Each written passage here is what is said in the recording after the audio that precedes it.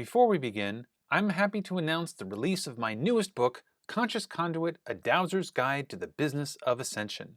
This book is a new addition to my first book released in 2018. In this revised and expanded edition, I go into more detail about how you can use dowsing to expand your own consciousness, improve your life, and how to turn your dowsing hobby into a thriving business. The book is available in print or ebook form and retails for only $9.99. I'll be bringing copies with me whenever I make personal appearances, but you can get your own copy today at Amazon.com. And now for today's podcast. Welcome to High Vibes with your host, Bill G. At High Vibes, we're looking into what it means to be a fourth dimensional being in an ever-changing world. We hope that by listening to our podcast, you can feel a greater sense of peace and connection as we collectively raise our energetic vibration to the next level. And now for today's podcast.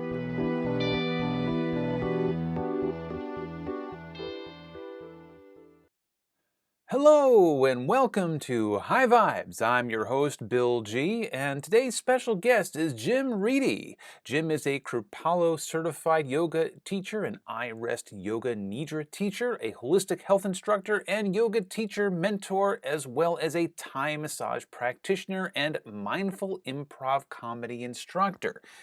Prior to the pandemic, Jim was running the Yoga Center in Concord, New Hampshire, where he had been teaching yoga for nearly 30 years. These days, he is teaching in the park in Concord, and he is also doing online programs via Zoom.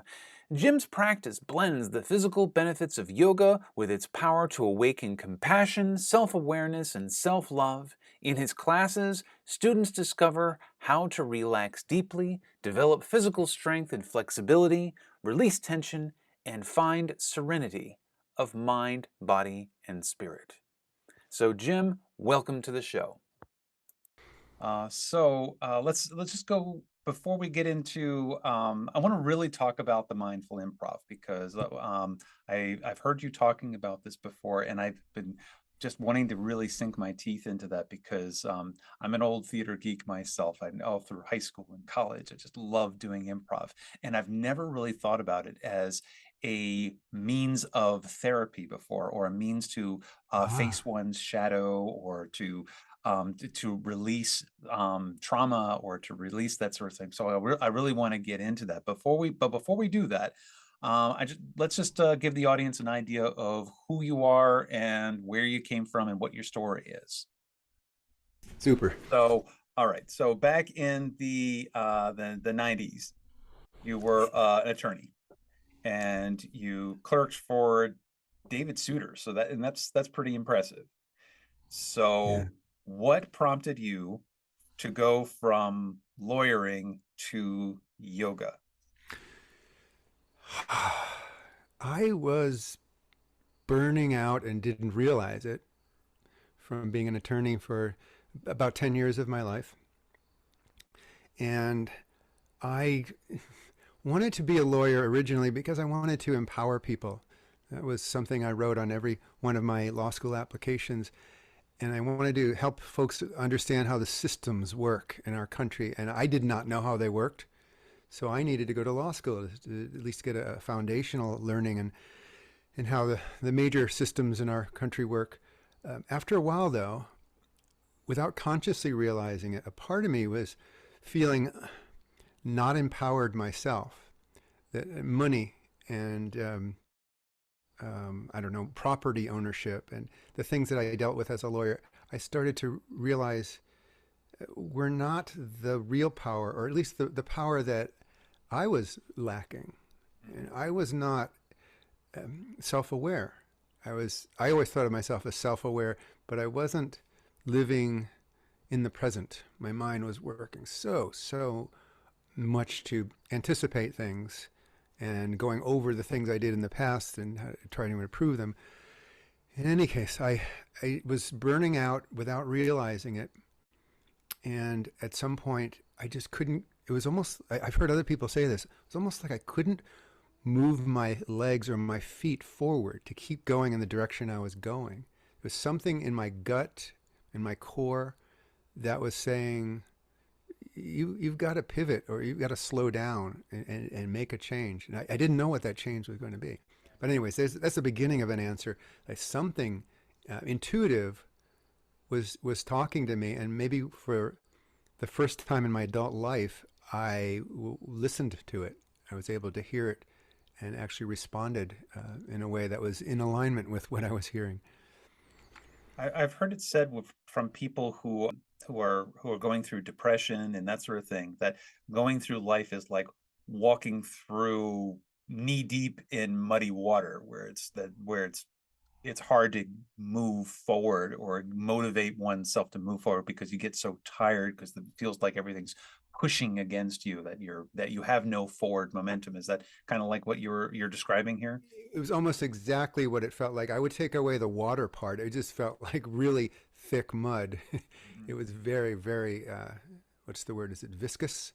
It was, yeah, very hard, and not it wasn't literally physically hard to move my body. I was still working out, exercising, trying to get rid of tension that way. But in terms of moving in the direction of that I thought my career was on, I just couldn't do that. Yeah, and that's exactly what I said to people. I feel like I'm walking through mud.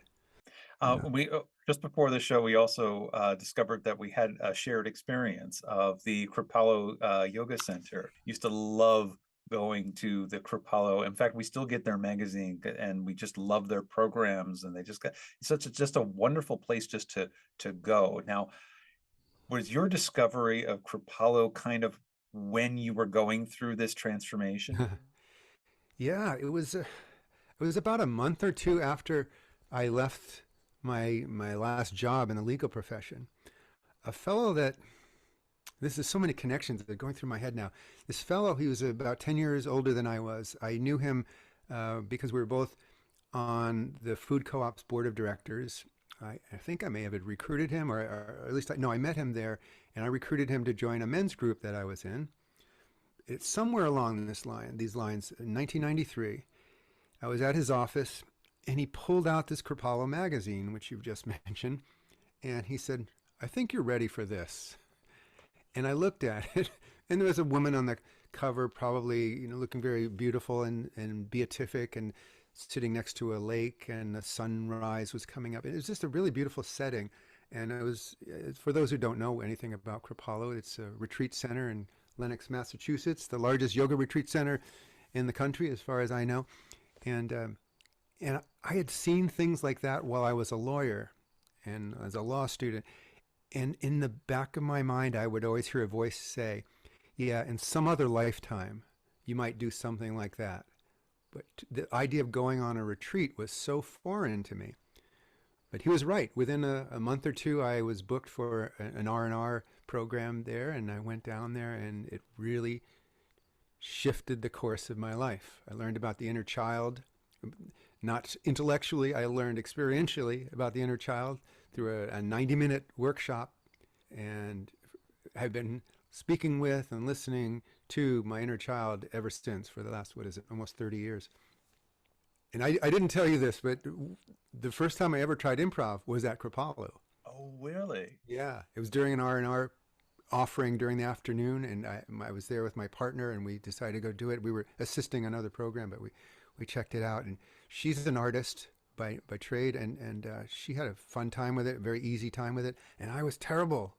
I was awful because I was so in my head. I was supposed to be the funny one in the relationship, and I wasn't. In this case, she was getting all the laughs, and I was just feeling like a stiff, and because I was thinking, I was always a few seconds behind what was going on. Uh-huh. And probably what I came up with was brilliant, but it just didn't fit the moment. So it was a whole different part of my brain that was not necessary, that I was trying to navigate with, if that Right. makes sense. Interesting. Okay. So let's talk a little bit about this creative improv, this mindful improv. Because like I said, I was in all through high school and college. I loved doing improv. In fact, that was my favorite part of any kind of acting class that I took was doing the improv exercises. I want to ask you a question about that. Yeah. I think this will tie into everything. What was it about improv that was lighting you up so much? And it lights you up. I'm looking at your face right now, and you're lighting up as you talk about it. Yeah. What lights me up about it is just letting go of that inhibition in me. And because I'm generally someone who has a tendency to overthink, I Yeah. am somebody who doesn't really easily let go in social situations. I'm like the wallflower and whatever. But when you're doing improv, you can, you're given a character, and like, you are this, you're the priest walking into a bar. And it's like, Yeah. and then they're like, I can do that. I can just play the role, and then just play it over the top, and just be the most over the top priest who walks through the bar type of person that you could possibly be in that situation.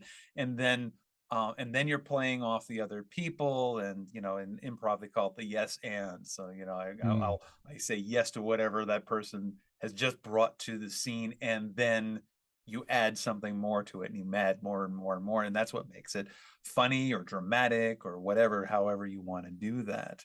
So let's first start with comedy, and let's move on to the dramatic stuff, because you said the dramatic stuff's really been important for you, dramatic Yeah. improv as well.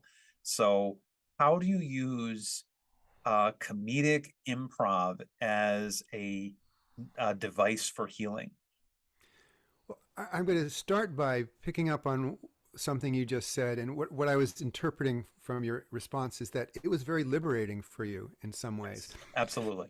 And the way I would describe it with my clients and my students is that what it's doing is allowing Bill, in this case, and me and everyone else, to bring forth ego subparts, or parts of our personality that we have normally not welcomed out into the open because they're not deemed appropriate within our workplace or our marriage or relationship, or whatever walk of life we're walking. We haven't found a place for these aspects of ourselves. And this is energy oftentimes that's being suppressed, repressed. And so to be given an opportunity, like you had, I so envy you being able to do that in high school and beyond to college, because I was always trying to do everything by the book and follow the rules, and you got an early taste of that, where instead of following the rules and doing what others want me to do, what improv is teaching me is, let's listen to what my inner impulses are wanting to do, and let them come out into the open. It's something I call in my yoga nidra practice. It's welcoming otherwise refused parts of myself. So welcoming them, and this is really important, in a letting go kind of way.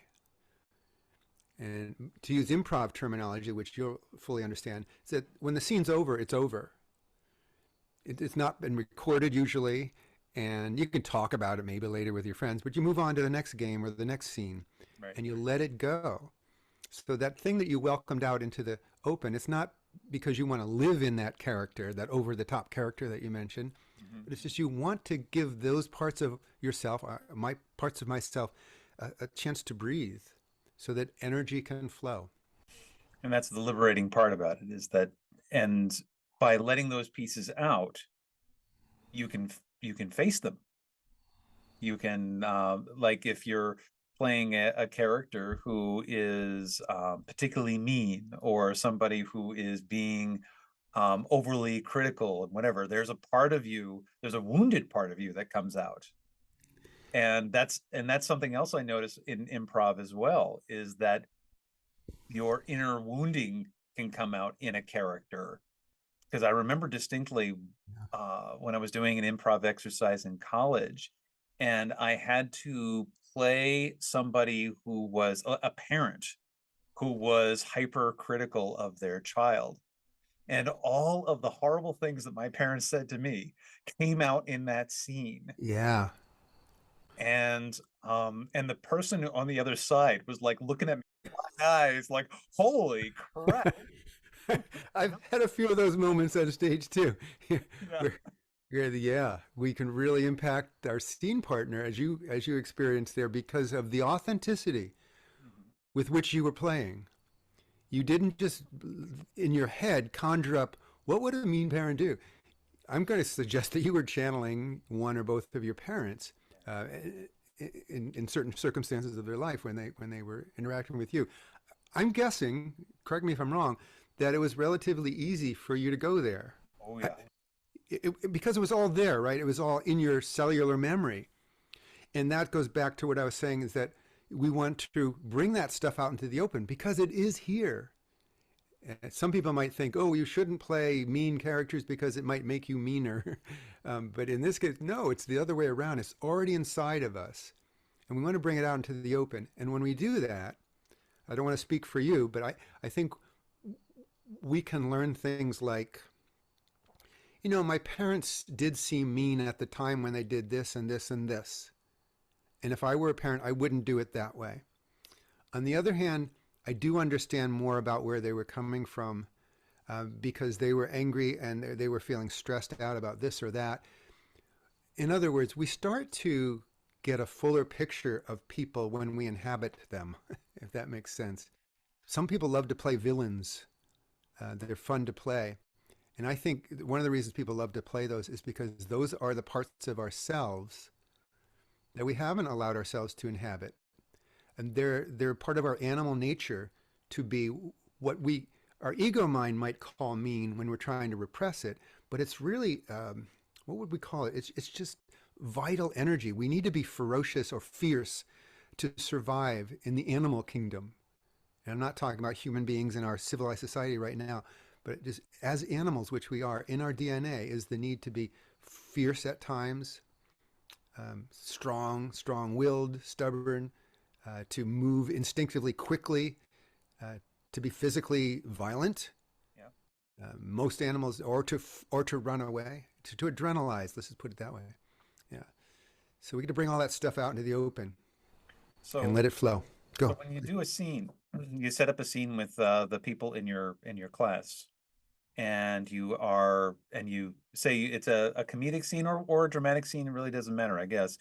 And a moment like that happens where one of your students has a channeled moment where a lot of that inner pain comes out in the scene. What do you usually at that point when the scene's done, you all sit down and you say, okay, let's talk about this and let's process this and let's clear this?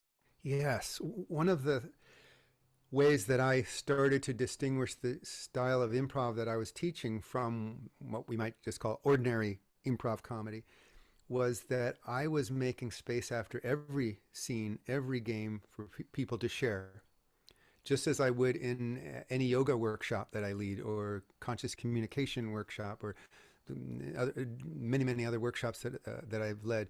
I always want to give space for people to process what they just experienced so they can integrate it. First of all, so they can understand it and understand. And so I was doing the same with improv, just feeling the need because I needed that.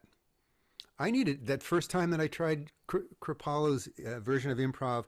I needed someone to sit down with me afterwards and saying, "How do you feel, Jim?" And I'd say, "I feel really ashamed. I feel embarrassed and frustrated."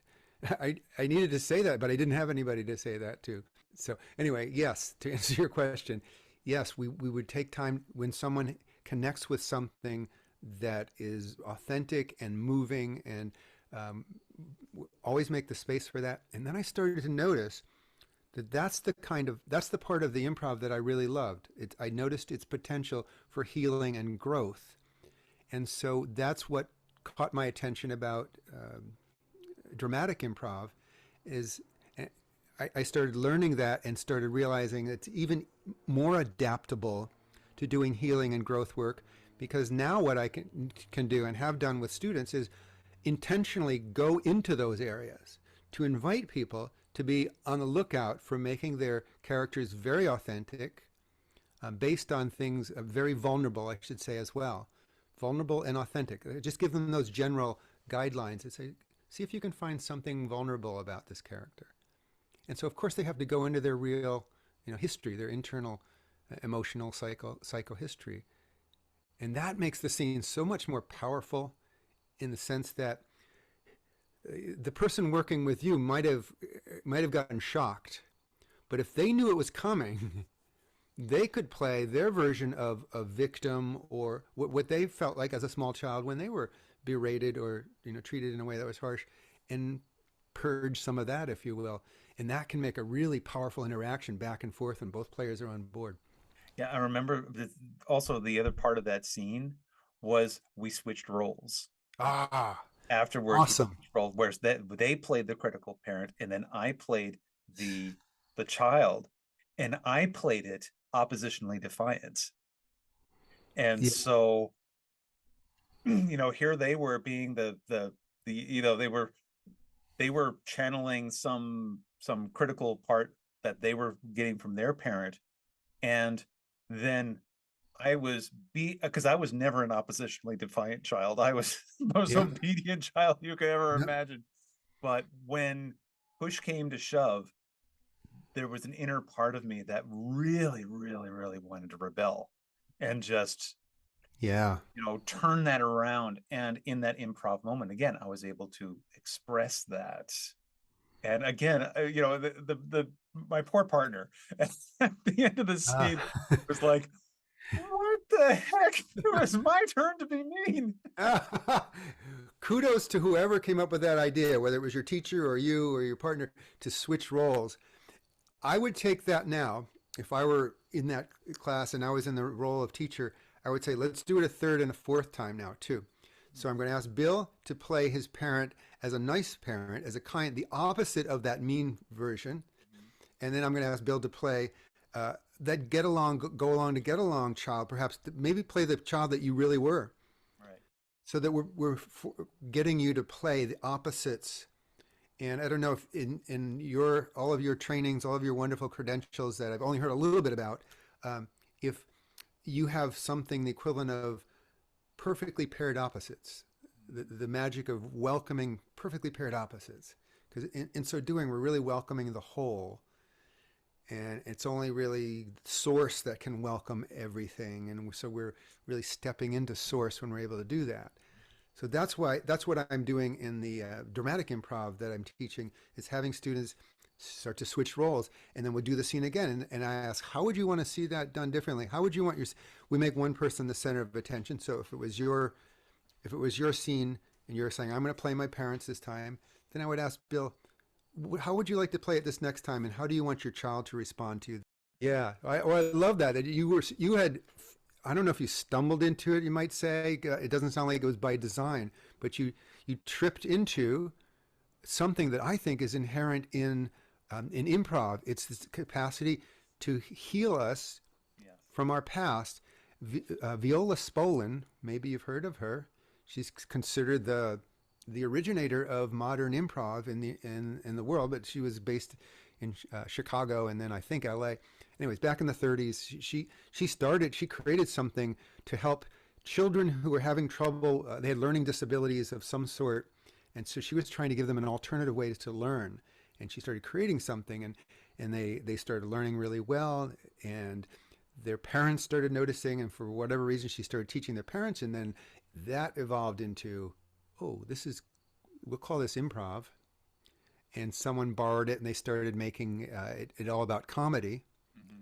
And she did that as well. But anyways, she's very, very well known in the improv community as the originator of it, and she did it for healing and growth, emotional healing that a lot of these children with learning disabilities had to go through so they could truly learn. Hey, assuming that there are folks listening to us who don't know anything about improv, Mm-hmm. I would like to offer you maybe a warm-up game that it's a really simple one, and it's something that people can play. They can just pick it up from what they're hearing now and do it on their own. Okay. It's really simple. It's a word association game, and we can talk about it after we do it. But without giving you instructions for the whole game, I'm going to ask you to think of an interesting word. Don't tell me what it is yet, and I'm going to do the same. And let me know when you have one. You can raise a hand up, raise a finger or something, or just otherwise let me know. Or actually say the word one when you have an interesting word. This one that you think is fun, personally connected to. Doesn't have to be. Okay, you've got one. Ratio. Oh, no, don't tell me. Oh no. Oh, I'm sorry. Okay, but that's okay because I actually had a word, and I'm going to say it. It's piano. Oh, okay. Okay, so what we're going to do is let's count to three. This is how it would officially go. Count to three and say your word. Okay. 1, 2, 3, piano. Okay. All You right. say ratio. So Ratio.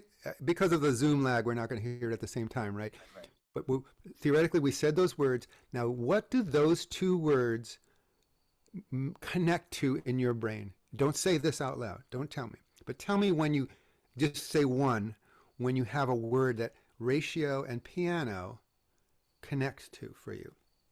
Don't overthink this. First word, best word. You're good at that. And I'm holding up 2, so I'm ready to go. We'll count to 3 and each say our word. Ready? Do it out loud with me, if you will. 1, 2, 3. Chord. Scale, chord. Yeah. And so those are our new words. Forget about the other two. I won't even say them. Mm-hmm. But chord and scale, what do those two words trigger in your mind? If you let go of everything that went before it. Anything coming to mind? Yeah. I've got one. I'm say one. Yeah. And you got one. So you've got two, you say 2, and we count to 3 again. 1, 2, 3. Octave. Octave. And I said music. I went general. And so music octave. Okay. 1. I'm ready. So just those two, octave and music. What does that remind you of? First word, best word. Don't try to get it right. Mm-hmm. Have you got one? I was looking away for a moment. Sorry. All right, I'm going. I've got 2. 1, 2, 3. Ascension. Do, re, mi, fa, sol, la, ti, do. I know that's not one word or a word, but it just felt fun to say. Uh-huh. So ascension and do, re, mi, fa, sol, la, ti, do are our 2 new clues. Oh, shoot. I wish I knew more about music. But first word, best word, I'm going to follow my own rules. 1, 2, 3, falsetto. Circle of eights. Spell that and use it in a sentence, please. Yes. Circle of eights. It's a phrase. Oh, circle of eights. Circle of eights. Oh, wow. Circle of eights. Mm-hmm. I'm not even going to ask you what that means. I know that, but from something. It's music related. I'm also a choir boy, so I got a lot of music. And what did I say? Falsetto? Falsetto. Yeah. Okay, 1. Okay, I'm ready. 1, 2, 3, choir. A cappella. Oh, a cappella choir. 1. I'm going for speed now. Okay. 1, 2, 3, Madrigal. church. 1, 2, 3, Gospel. hymn. Gospel, hymn, gospel. 1, 2, 3, Jesus. Oh, sermon. Jesus sermon. 1, 2, 3, mount. Messenger. Mount, messenger, messenger mount. 1, 2, 3, horse. Crucifix. Crucifix. I said horse. Well, 1, 2, 3, Crusader. carry. Crusader, carry. 1, 2, 3, Sword. sword. Convergence. We dance now. Convergence. Convergence. We dance and sing. Convergence. Convergence. Hey, So that's we where did you're it. going? Is that kind of where you're going with this? You trying to come up with some kind of convergence? Yes, now we get to talk about it. So on paper, the goal is to come to that word. That's why it's called convergence. Come to the same word. But I found, because I was so left brain oriented, that I was so frustrated every time we were close and then we got far away, and I couldn't understand, how did you come up with that? And my mind was being very critical of my partner. Mm-hmm. And I wasn't having fun. So I started to play a different way. I started to just try first word, best word, Mm-hmm. and not think about it, not take time, but just sort of access a different part of my brain. So for me, that's the goal of the game, is to access that a different non-linear part of my brain, the creative, the right brain. Mm-hmm. But yeah, on paper, the goal is to get to the convergence. That's when you get to dance and sing convergence, convergence, convergence. How did that feel when we finally got there? I felt good. It was like, wow, that's kind of cool that we came up with the same word. Yeah. Yeah. And what's happening is we're starting to understand how each other, our scene partner, thinks Hmm. in a way. And when do they go general? When do they go specific? Where their specialties are they very left brain? Are they more right brain? Hmm. Do they care about this? Do they not care? Some people just, they don't care at all. They just say anywhere, it just flies out of their mouth. And some of us, so We yes, we started with learn ratio and piano, and we worked our way up to sword. and sometimes it can feel like we've just gone so far apart, but then suddenly the next, and almost when all hope feels lost, suddenly we're back there. So there's been a ton of lessons in that simple little game for me. Um, and I like to, when someone asks me what improv is like, I often show them that game simply because it's easy to teach, and there are so many lessons in it from just that word association game.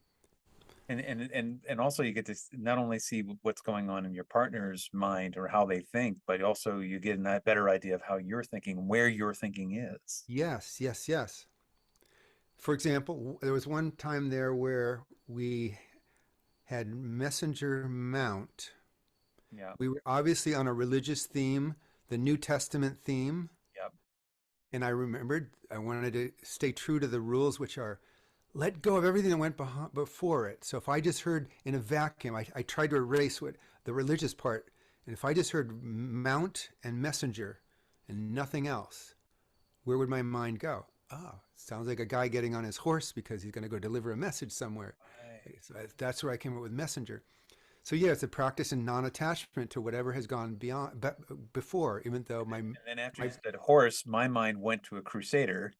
yeah, and like and another lesson that I've had to learn in improv. Maybe you didn't need to learn it, but um, to not panic partway through the scene. Like, where are we going to go with this? This is never going to end up in a good place. It's not funny. They're not laughing. I'm not laughing. Uh, but just to trust that if we stay in the present moment, and that's all you and I were being instructed to do, is just listen to these last two words, check inside, what does that associate with in my brain or in my being, and then say that out loud. That's all we needed to do. If we do that, it eventually will lead to something deeper, something, and that's where we start to understand there's a collective consciousness at work here too. When you're doing that with a big group, we could do this with 3 people, 4 people, 5 people, Mhm. and everyone would start to get on the same wavelength. Let's uh let's wrap this up by telling the audience how they can find you, and also, and more importantly, how they can sign up for your improv class. Ah, well, they can find me through my email address, and one of the ones that I like to give out is take 6 breaths, and that's all spelled out. Don't use any numerals. Take 6 breaths at gmail.com. And my website is nhyogacenter.com, NH as in New Hampshire, nhyogacenter.com, no periods in there. That's good enough. Find me on Facebook. It's Jim Readey, Readey. And I will give you all the information you need there. And then if you want to do some online, some Zoom improv classes, it works really well on Zoom, believe it or not. It works great, actually. Okay, so are you teaching any live classes yet, or you're still in the on in the Zoom world? Improv, no. Yoga, yes. I'm teaching in a park here in Concord, New Hampshire. So no, not in person. That's what we're talking about, Yeah, right? yeah, yeah. They're all live, but some of them are on Zoom. No, now that the weather's getting cooler, I'm not doing it. I have been, yeah, that's Okay. my answer. That's my answer. My answer, I'm sticking to it. But I'm hoping to do some soon. Excellent, excellent. That's So we look forward to checking in with you about that later on. Again, it was an incredible pleasure talking to you about this. been a delight, Bill. Thank you. It's been such a pleasure for me to talk with you about this too. I know that you were a thespian early on, and I am not. I'm coming to it much later in my life. So it's great to talk with someone who's got that background. So thank you very much, and thank you, listeners, for listening, and we will see you guys next time. Thank you for listening. For more information about Bill and Nina G, please go to www.vitalbioenergetics.com. See you next time.